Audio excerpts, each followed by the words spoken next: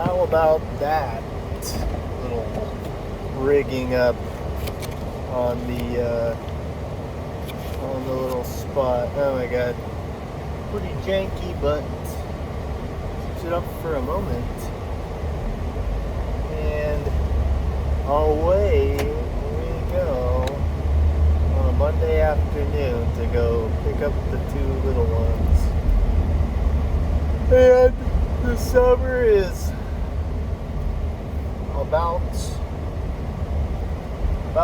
getting close to a third of the way done. We passed the solstice. It's gonna be July 1st tomorrow, and don't think I like summer as much as I used to, because to keep my kids entertained, and they're not quite. Not that I don't love my kids, I do, but they're not at a point where they have defined passions that they're obsessed with, and that we can go, facilitate an all day long thing where they're just doing something they're just jazzed about the whole time. And also because they're too little. They're 9 and 6 and 4. I can't just, like when the previous generation was older, they got kicked out of the house in the summer, and you could come back at lunch, and then you had to come back when it got dark, and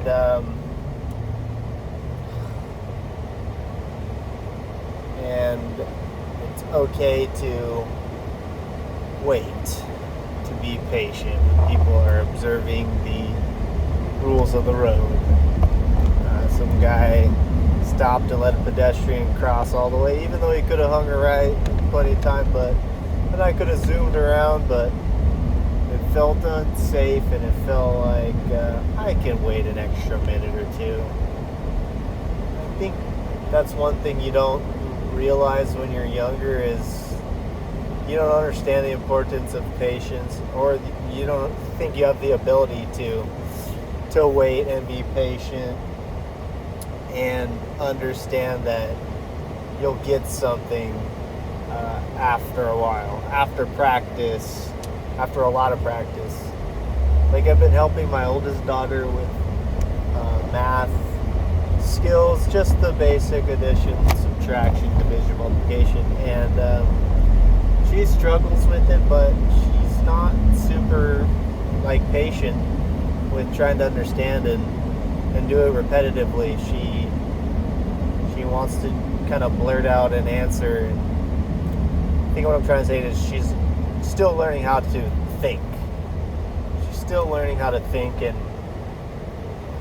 and she's someone that needs a lot more extra practice until it's drilled into her head. And I don't think there's as much practice that way with education these days.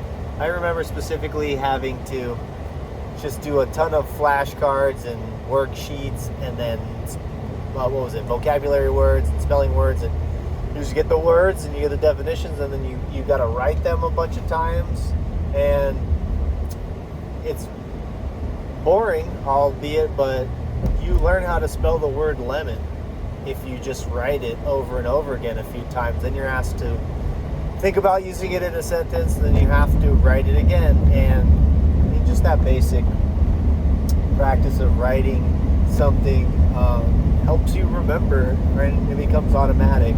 And I just don't think there's as much of that going on with all the screens we're obsessed with these days. And I'm one to talk. I'm addicted to my cell phone, and I've kind of painted myself into a little corner of the world where I could be on my phone all day and work at the same time, but it's detriment to my communication skills for sure.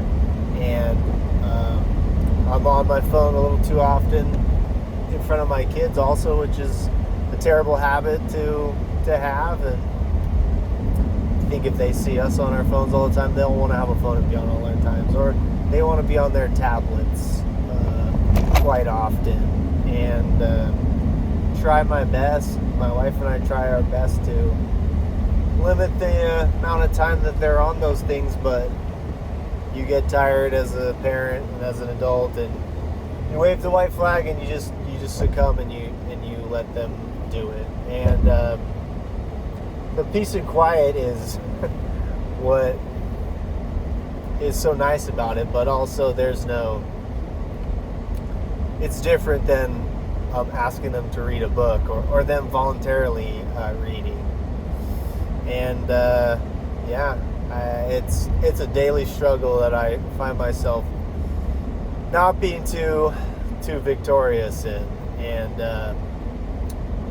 I wish it were different. I want to try and make it different. And had a few days this summer weekend. I mean, days like the weekend where I'm with my kids all day, where I've really limited the time and try to be as present as possible. And it's difficult. You really have to really plan and be ready to play something with your kids and really be invested and try to transition to something next that is also not like screen time takes more effort than I remember it requiring as the one doing it. Although I watched probably way too much TV when I was younger, and it is what it is. Go figure. Now I have a television in my pocket all the time. I'm on it, so it's okay. Would be great if I just tried to do a little bit less tomorrow, and then play with my kids a little bit more, and read with them and practice, and like trying to the summertime. This has probably been my best effort at helping my kids, or asking them to read almost every day, and then my oldest one practice more math and try and keep their school skills up. And I'm noticing it's too important to ignore, and you just got to do it. And it's only 20 minutes of the day. Once you kind of get them in a rhythm of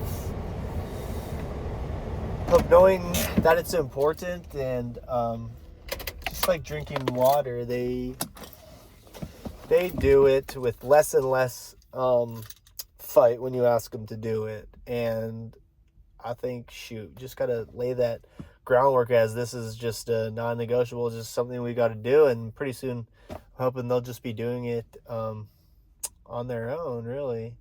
Water, though, different. Like, there was no water bottle